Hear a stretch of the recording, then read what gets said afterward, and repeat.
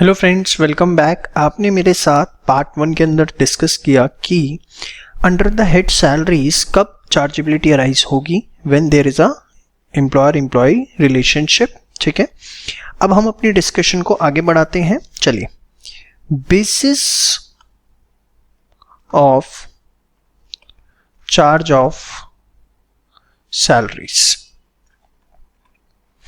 बहुत ही important discussion. जैसे जैसे हम आगे बढ़ते जाएंगे हमारा डिस्कशन इंपॉर्टेंट होता जाएगा, तो बड़े ध्यान से एक एक चीज़ सुननी है और साथ साथ आपको नोट्स बनाने हैं।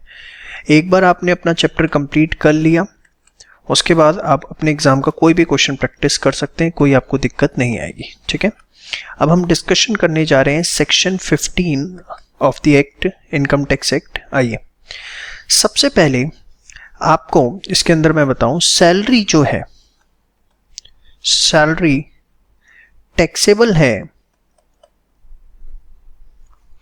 On due basis. Due basis मतलब कि अगर सैलरी करंट ईयर के अंदर ड्यू हो गई है तो उस पे आपको टैक्स देना पड़ेगा, irrespective of the fact amount receive हुआ है या नहीं। मतलब tax is payable whether salary is received or not। ठीक है, ऑन ड्यू बेसिस है, not on receipt basis. Point number 1। Second चीज, अगर एडवांस सैलरी आपको मिली है, अब आपने बोला कि सर सैलरी जो है वो ड्यू बेसिस पे चार्जेबल है, तो अगर मैंने प्रेजेंट ईयर में सपोज इन द ईयर 2018-19 2018-19 के अंदर मैंने एडवांस सैलरी ले ली, एडवांस सैलरी ले ली थोड़ी सी ऑफ 2019-20, तो 19-20 की जो एडवांस सैलरी मैंने 18-19 के अंदर ले ली, तो क्या उस पर टैक्स 19-20 में देना पड़ेगा एज पर पॉइंट नंबर 1? क्योंकि आपने बोला salary is taxable on due basis, तो उस हिसाब से तो 19-20 में ही टैक्स देना पड़ेगा। नो, ऐसा नहीं है। अगर एडवांस सैलरी आपको मिली है, क्या मिली है? एडवांस सैलरी है, तो वो आपकी टैक्सेबल है ऑन रिसीट बेसिस। किस बेसिस पर? रिसीट बेसिस पर। मतलब if advance salary of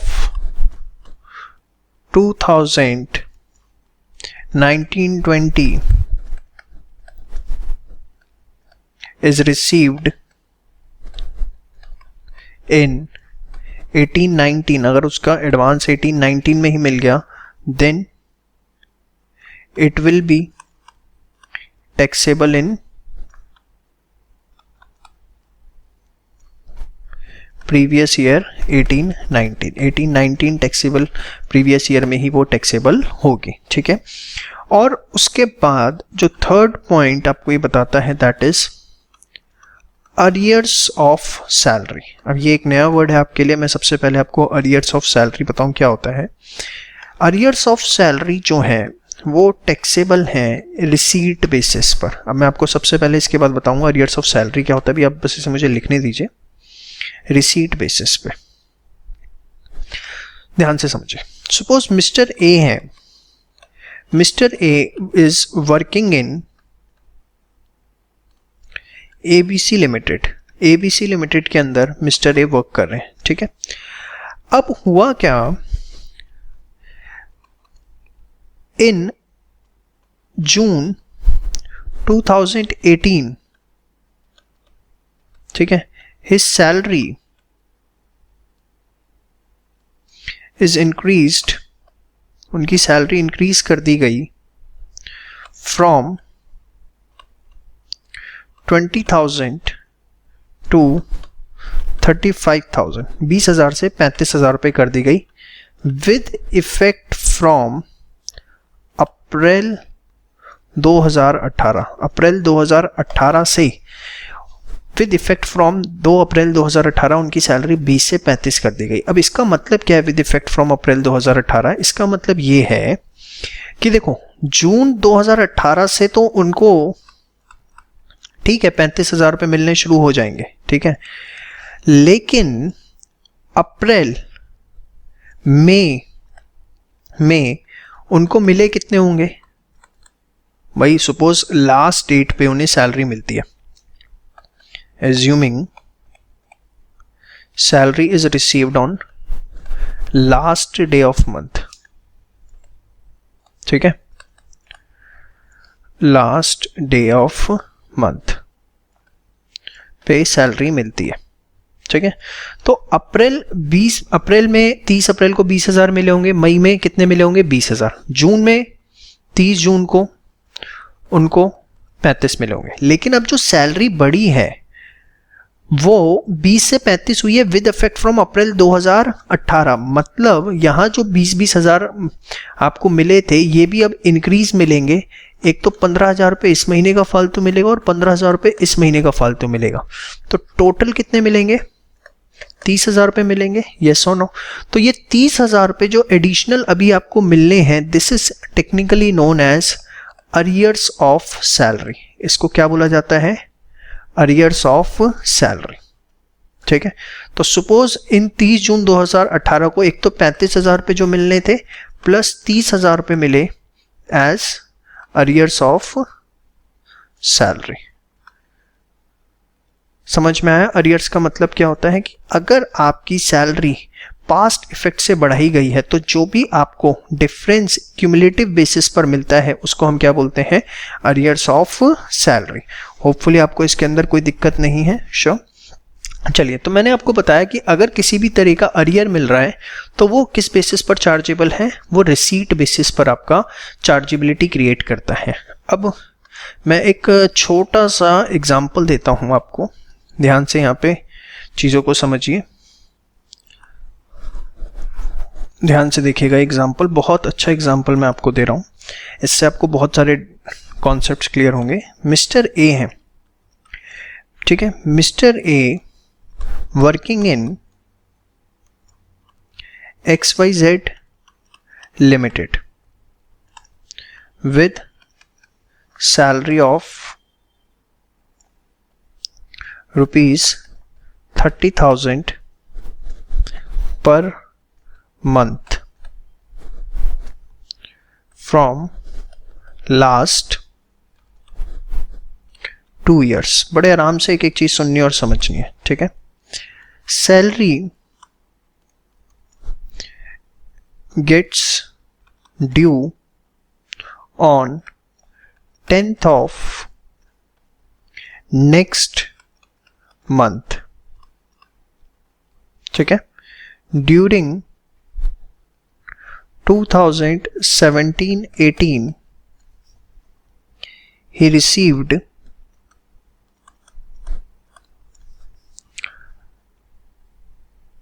advance salary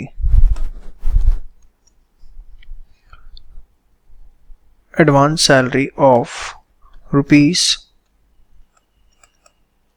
50,000, ठीक है। and arrears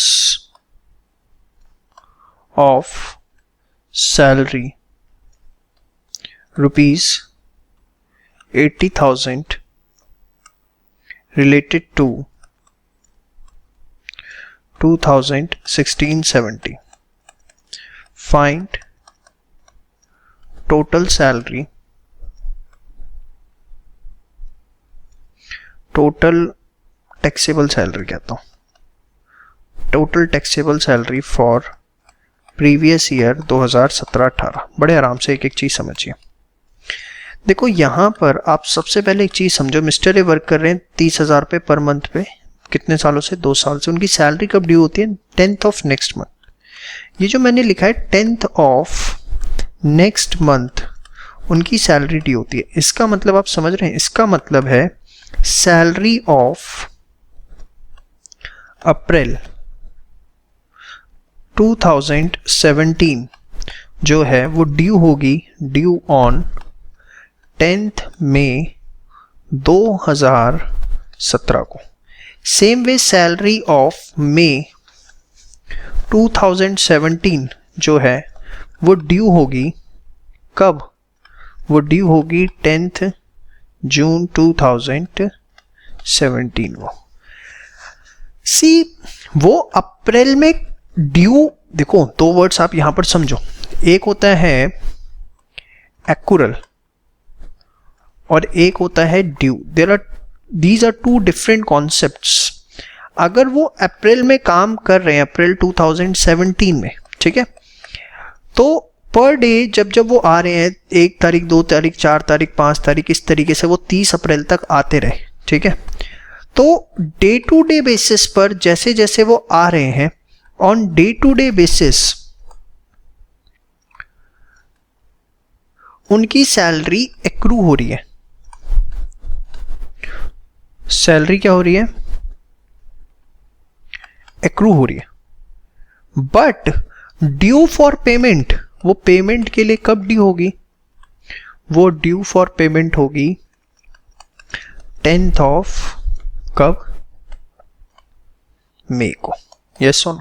तो जो एक्रूअल होता है वो होता है डे टू डे बेसिस पे, ड्यू जो है वो एक स्पेसिफिक डेट पर होता है, on day to day basis.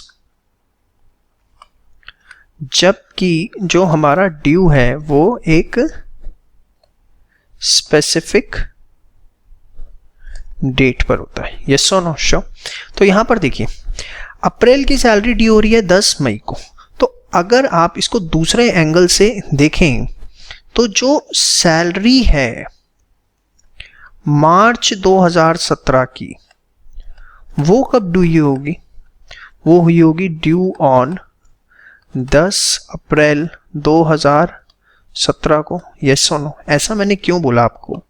एक टाइम स्केल डायग्राम बनाते हैं 2017-18 का, ठीक है।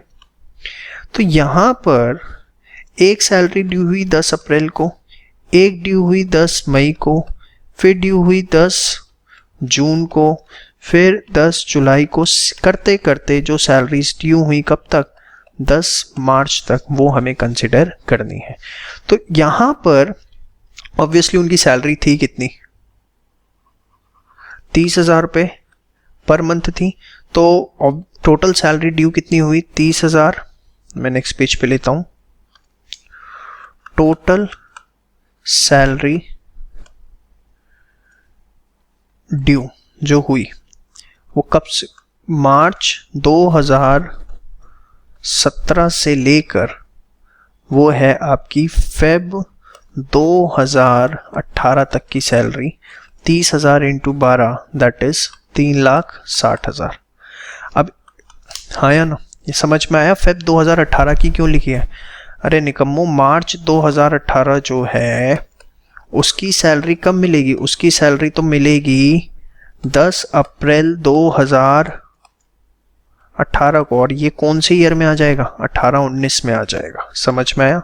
तो मार्च 2017 से लेके फेब 2018 की सैलरी टोटल ड्यू हुई 3,60,000। कुछ अरियर्स मिले हैं, इन्होंने बताया। अरियर्स ऑफ सैलरी किस बेसिस पर चार्जेबल है? रिसीट बेसिस पर, ठीक है। लिखा हुआ है क्वेश्चन में कहीं, कितने? 80,000 रुपये, ठीक है। तो उसको हम ऐड कर देंगे, और प्लस एडवांस सैलरी मिली है उसको भी हम क्या कर देंगे? ऐड कर देंगे। एडवांस सैलरी कितनी मिली है? 50,000। तो टोटल आपका आ गया 4,90,000 total salary, sorry total taxable salary आप लिखेंगे। तो आपको होपफुली ये कॉन्सेप्ट जो है वो क्लियर हुआ। ये कॉन्सेप्ट एक्रूअल वर्सेस ड्यू का, ठीक है। जो सैलरी है वो ड्यू बेसिस पर चार्जेबल है, जो कि मैंने यहाँ पे लिखा था। अब बेशक आप यहाँ लिख लो not on accrual basis, accrual basis पर चार्जेबल नहीं है।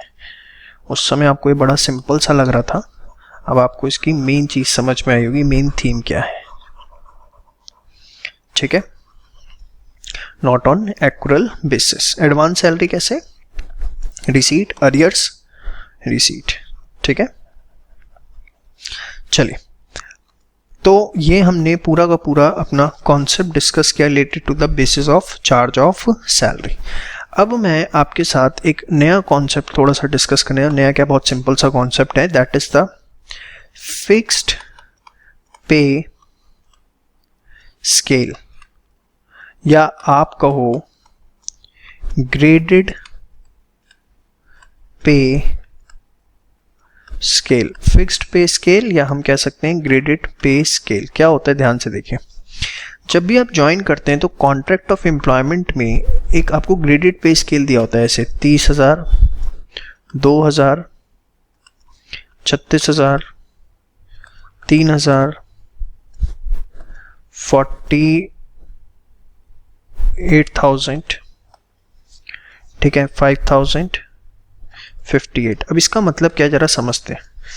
सपोज ये ग्रेडेड पे स्केल मिला और मिस्टर ए ने ज्वाइन किया है, join the organization ABC limited on 1 अप्रैल 2016 को उन्होंने ज्वाइन किया इस क्रेडिट पे के साथ। तो इसका मतलब क्या है? इसका मतलब ये है कि जिस दिन उन्होंने ज्वाइन किया है उससे 1 साल तक, मतलब 31 मार्च 2017 तक जो उनकी सैलरी है बेटा वो क्या रहेगी? 30,000 रुपये पर मंथ, ठीक है।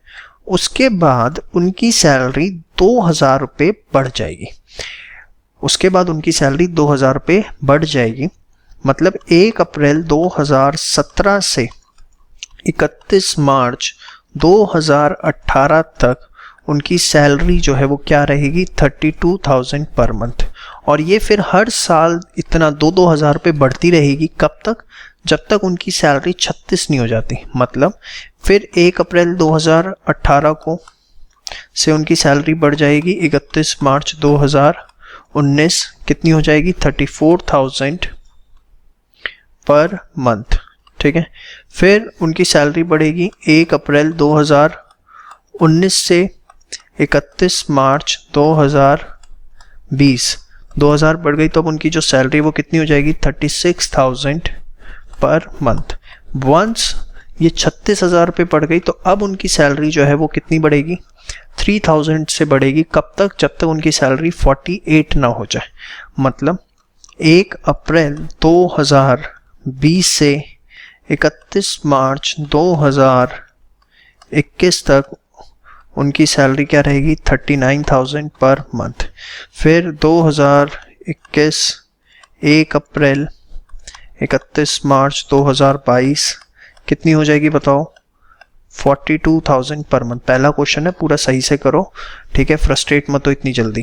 1 अप्रैल 2022 31 मार्च 2023 तक कितनी रहेगी? 45,000 पर मंथ है। फिर 1 अप्रैल 2023 से 31 मार्च 2024 तक बताओ कितनी? 48,000 पर मंथ। अब उनकी जो सैलरी है वो कितनी हो जाएगी? 5,000 पर मंथ का इंक्रीमेंट मिलना शुरू होगा। मतलब 1 अप्रैल 2024 से 31 मार्च 2025 तक ये जो है आपका कितना हो जाएगा? 53,000 पर मंथ। अब आप सोच रहे होगे क्या इसके बाद वो छोड़ देंगे जब 58 हो जाएगी? ऐसा कुछ नहीं है, नया ग्रेडेड पे स्केल आ जाएगा। तो ये हमने अपना एक क्वेश्चन कंप्लीट किया। 2026 इनकी सैलरी कितनी हो जाएगी? 58,000 पर मंथ। तो होपफुली आपको समझ में आया कि फिक्स्ड पे स्केल या मैं कहूँ ग्रेडेड पे स्केल जो होता है उसको हम किस तरीके से पूरा का पूरा रीड करते हैं, ठीक है। चलिए इसके बेसिस पर मैं आपको एक क्वेश्चन करवाता हूँ, ठीक है। ये क्वेश्चन मैं जरा एक बुक खोल लूँ, उसमें से लूँगा। चलिए एक क्वेश्चन मेरे सामने मिल गया। देखिए, mister A joins a job in the grade of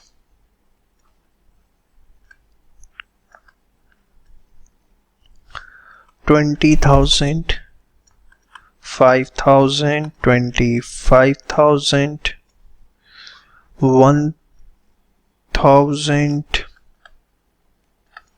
40,000, उसके बाद 1560,000, ठीक है। और ये ज्वाइन किया उन्होंने ऑन 1 जुलाई 2006 को, ठीक है। उसका आपसे पूछा गया है find salary of previous year 2017-18 previous year की आपको सैलरी निकालनी है, ठीक है। अब यहाँ पर देखो 20,000 पे ज्वाइन किया कब, 1 जुलाई 2006 को, तो 30 जून 2007 तक उनकी जो सैलरी है वो कितनी रहेगी, 20,000 पर मंथ। शांति रखो, आप कहोगे इतना बड़ा करना पड़ेगा, नहीं मैं आपको तरीका बताता हूँ उसका। फिर 1 जुलाई 2007 से 30 जून 2008 तक उनकी जो सैलरी है वो कितनी हो जाएगी, 25। अब 25 हो गई वंस, तो वो 1,000 रुपये ही बढ़ेगी। कब तक, जब तक वो बढ़ के 40,000 ना हो जाए। यस और नो, आपको मेरी बात समझ में आ रही है जो मैं आपको कन्वे करने चाह रहा हूँ कि उनकी सैलरी जो है अब 1,000 रुपये बढ़ेगी। अरे निकम्मो, अब उनकी सैलरी कितनी होगी इस साल, 30/6/2000, ओहो 8/2009 कितनी होगी, 26, फिर 27, फिर 28। यस और नो। तो इस तरीके से आप एक मोटा मोटा कैलकुलेशन अपने दिमाग में बना सकते हो, ऐसे लिख के यहाँ पे 2010, 2011, 2012, 2013, 2014, फटाफट आप इसी तरीके से उसे ले लो, 2015, 2016, 2017। तो अगर आप देखें तो 26, 27, 28 के ये रफ में आपने कर लिया, 29 के, 30 के, 31 के, 32, 33 एंड 34, ठीक है। 34,000 आपको उनकी सैलरी दिख रही होगी, येस और नो, पक्का 34,000 उनकी सैलरी है। कब, ये है आपका 30/6/2017 और यहाँ पर क्या आया होगा फिर 1 जुलाई 2016। चलिए, उसके बाद 1/7/2017 से 30/6/2018 उनकी सैलरी कितनी रही, 35,000। अब उसके अंदर क्वेश्चन के अंदर मैं देखूं ड्यू डेट ऑफ सैलरी आपको कुछ गिवन है, due date of salary given नहीं है, तो हम मान लेते हैं अगर कुछ भी गिवन नहीं है सेम मंथ में ड्यू हो रही है। तो एक बात बताओ, अप्रैल टू जून, अप्रैल में जून की अगर मैं बात करूं उनकी सैलरी कितनी रही होगी, 34,000। ये सुनो 34,000 रही होगी, 34,000 मल्टीप्लाई बाय 3। और उसके बाद जून से लेकर जुलाई से लेकर मार्च तक उनकी सैलरी कितनी रही होगी, 35,000 मल्टीप्लाई बाय 9। तो इसको हम जब सॉल्व करेंगे तो 34,000 इंटू 3 1,02,000 और यहाँ पर 35,000 मल्टीप्लाई बाय 9 3,15,000। तो ये हमारी टोटल टैक्सेबल सैलरी आ गई कितनी, 4,17,000। तो होपफुली आपको ये पूरा एग्जाम्पल जो है वो क्लियर हुआ, इसके अंदर किसी तरह का आपको कोई डाउट नहीं है, ठीक है। चलिए, इसके बाद हम नेक्स्ट वीडियो के अंदर अपना नेक्स्ट कॉन्सेप्ट डिस्कस करते हैं। टिल दैट यहाँ तक आप सारा रिवाइज करिए। Thank you so much.